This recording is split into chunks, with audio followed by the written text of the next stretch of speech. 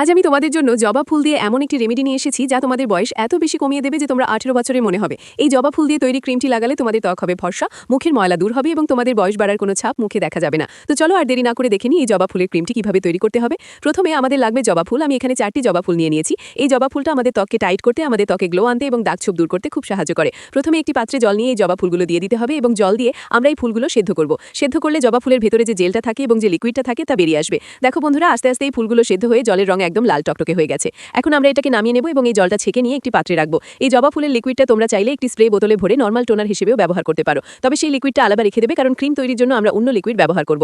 এখন এই জবা ফুলের লিকুইডটা ঠান্ডা হয়ে গেছে এবং আমরা ক্রিমটি তৈরি করব। প্রথমে নেব 2 চামচ জবা ফুলের গাঢ় লিকুইড। এরপর ব্যবহার করব 1 চামচ নারকেল তেল, যা আমাদের ত্বককে ময়েশ্চারাইজ করে এবং রুক্ষতা ও শুষ্কতা দূর করতে সাহায্য করে। এরপর নেব 2 চামচ অ্যালোভেরা জেল, যা ত্বককে কুলিং এফেক্ট দেয়, র্যাশ ও ব্রণের সমস্যা দূর করে এবং ত্বককে মসৃণ রাখে। এরপর দিয়ে দেব একটি ভিটামিন ই ক্যাপসুল, যা ত্বকের বয়স বাড়ার ছাপ কমায়, স্কিন রিপেয়ার করে এবং গ্লো বাড়ায়। এই সব উপকরণ ভালো করে মিক্স করতে হবে এবং নাড়তে নাড়তে দেখবে এটি ধীরে ধীরে ক্রিমের মতো টেক্সচার হয়ে যাবে।